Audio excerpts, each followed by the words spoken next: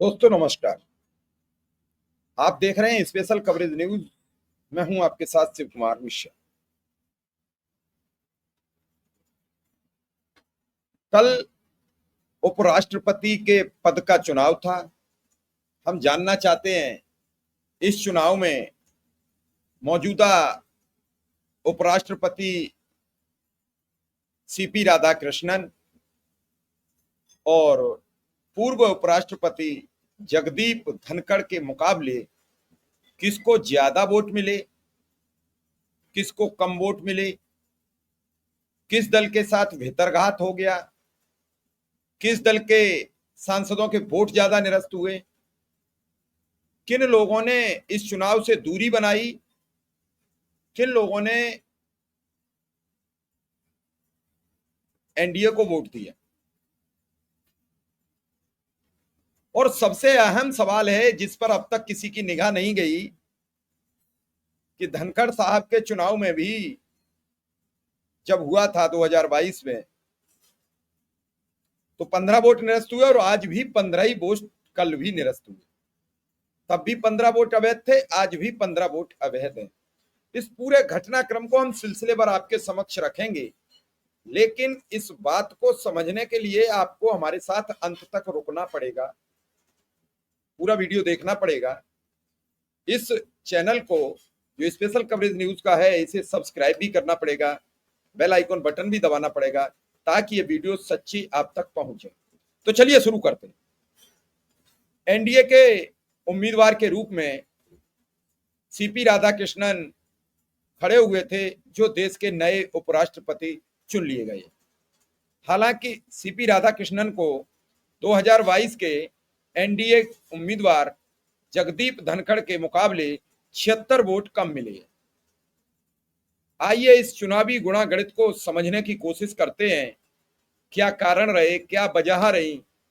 CP Radhakrishnan 2025 में 452 मतों के साथ देश के उपराष्ट्रपति के पद के लिए चुन लिए गए। विपक्ष के उम्मीदवार जस्टिस रह चुके वी सुदर्शन रेड्डी को 300 वोट मिले। चुनाव आयोग के अनुसार उपराष्ट्रपति चुनाव के लिए कुल वोटर संख्या जो थी वो 788 थी, लेकिन इसमें 7 पद रिक्त थे, 6 राज्यसभा के, 1 लोकसभा का। इस कारण जो मौजूदा वोट और वोट डालने की स्थिति में प्रभावी वोट थे, उन वोटरों की संख्या 781 थी। मंगलवार को हुए मतदान में 768 सांसदों ने वोट डाला, जबकि 13 सदस्य अनुपस्थित रहे। अनुपस्थित रहने वालों में बीआरएस के 4, बीजू जनता दल के 7, श्रोमणी अकाली दल के 1 और 1 निर्दलीय सांसद थे।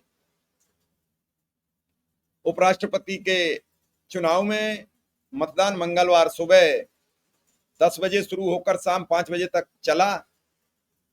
प्रधानमंत्री नरेंद्र मोदी, गृह मंत्री अमित शाह, रक्षा मंत्री राजनाथ सिंह, कांग्रेस संसदीय दल की प्रमुख सोनिया गांधी, पार्टी अध्यक्ष मल्लिकार्जुन खड़गे, लोकसभा में नेता प्रतिपक्ष राहुल गांधी समेत कई प्रमुख नेताओं ने मतदान किया।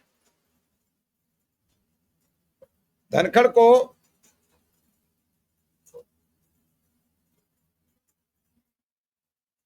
528 वोट मिले थे। बम्पर जीत मिली थी साल 2022 में। उपराष्ट्रपति चुनाव के नतीजों में बीजेपी के नेतृत्व वाले एनडीए यानी जनतांत्रिक गठबंधन के उम्मीदवार जगदीप धनखड़ को 528 वोट मिले थे, यानी 74.37% मतों के साथ बम्पर जीत मिली थी। वहीं विपक्ष की कैंडिडेट मार्गेट अलवा को 182 यानी 25.63% मत मिले थे। कुल मतों की संख्या 780 थी, जिसमें से 710 वोट वैध थे। इस चुनाव में तृणमूल कांग्रेस ने शामिल न होने की बात कही थी, इसके बावजूद उसके 2 सांसदों ने वोट किया था। कुल 55 सांसदों ने वोट नहीं किया था, जबकि 15 वोट अवैध हो गए। मेरी बात को ध्यान रखना, यह धनखड़ साहब का चुनाव है। 15 वोट अवैध हो गए।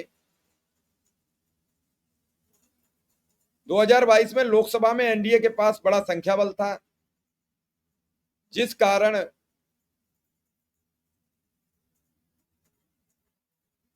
धनखड़ को 528 वोट मिले।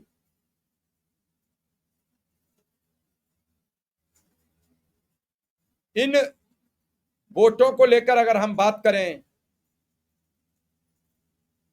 और समझें तो जो मार्गरेट अल्बा को वोट मिले थे वो सिर्फ 182 थे,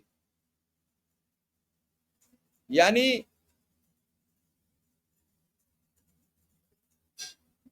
लगभग 346 मतों से उन्हें जीत मिली थी। अब इस बार का जो आंकड़ा है, इस बार जो वोट मिले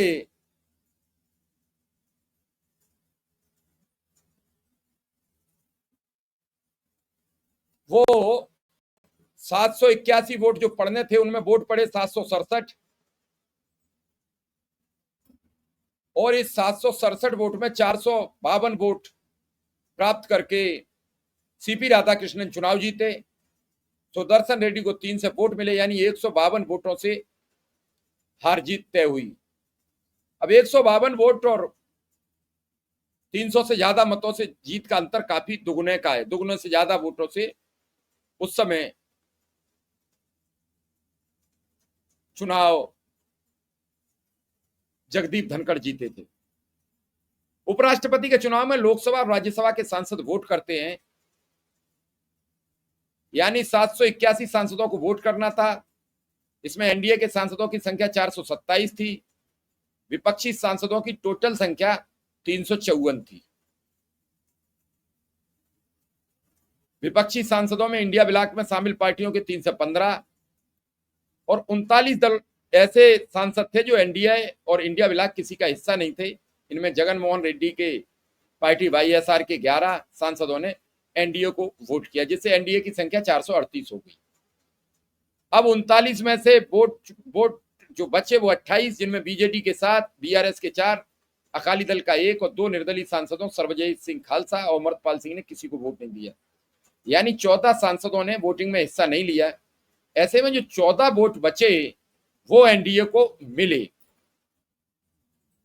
अब इनमें इन 14 में से कुछ अमान्य करार दिए गए, एनडीए को वोट किया गया। कुल 15 वोट अमान्य हुए, जिसमें बताए जाते हैं कि 10 वोट एनडीए के हैं और 5 विपक्ष के। इससे स्पष्ट है कि विपक्ष की ओर से एनडीए उम्मीदवार के पक्ष में क्रॉस वोटिंग तो हुई। यह आंकड़ा करीब 10 के करीब हो सकता है।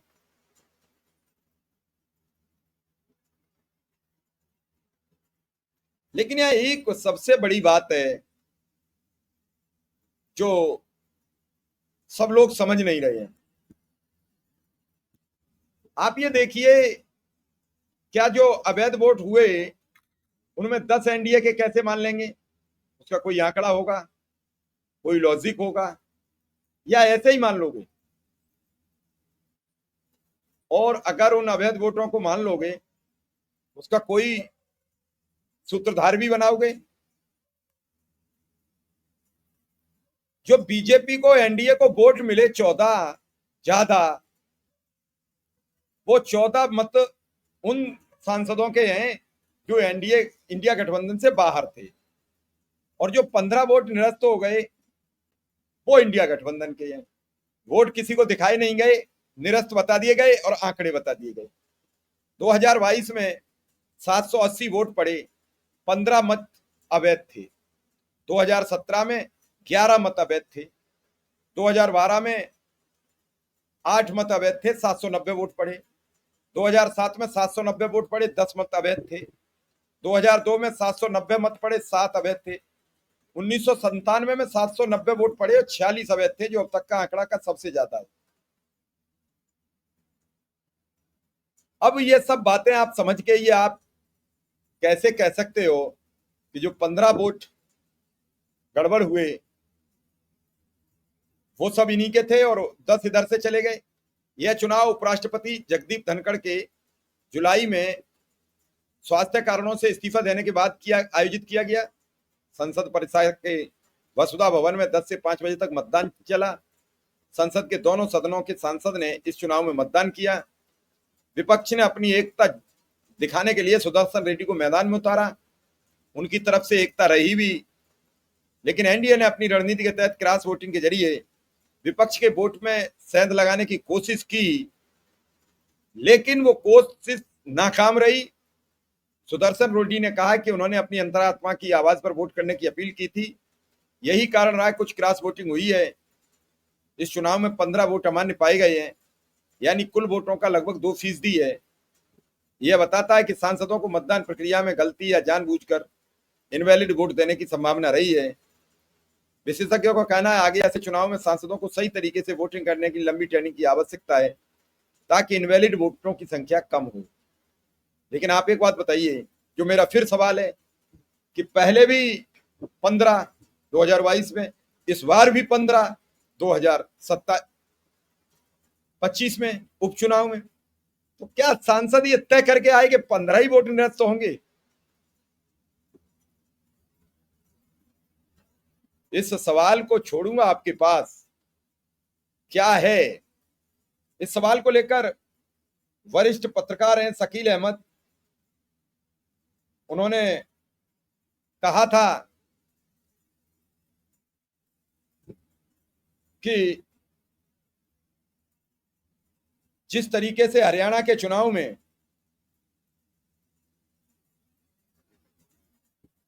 राज्यसभा का चुनाव हुआ था 2016 में और 14 वोट अमान्य घोषित करके कांग्रेस के उम्मीदवार को चुनाव हरा दिया गया था, उसी तरीके से यह चुनाव होगा और 15 वोट अमान्य होते हैं।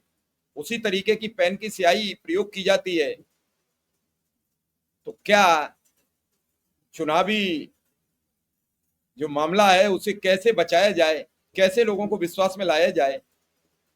आज एक और बात थी कि जिन वीडियोस को देने में चुनाव आयोग कह रहा था कि हमारी बहन बेटियों की इज्जत चली जाएगी, तो आज इन महिला सांसदों के सार्वजनिक वीडियो करने पर चुनाव आयोग ने रोक क्यों नहीं लगाई? अगर कोई जो अपना वीडियो बनवाने में रह गया, वो वीडियो लौट के आया और लौट के बनवा के फिर उसने वायरल किया, तो चुनाव आयोग आखिर कहना क्या चाहता है? और चुनाव आयोग का ये दोतरफा रुख चुनाव आयोग को साफ करना पड़ेगा। लगातार इस मुद्दे पर काफी आज लोगों ने अपने अपनी राय, अपने अपनी मशवरा दिया होगा, लेकिन मैंने भी अपना दिया है कि आपको बताया कि किसको ज्यादा मिले, किसको कम, और अमान्य वोट हर बार उतने ही क्यों जितनी पिछली बार।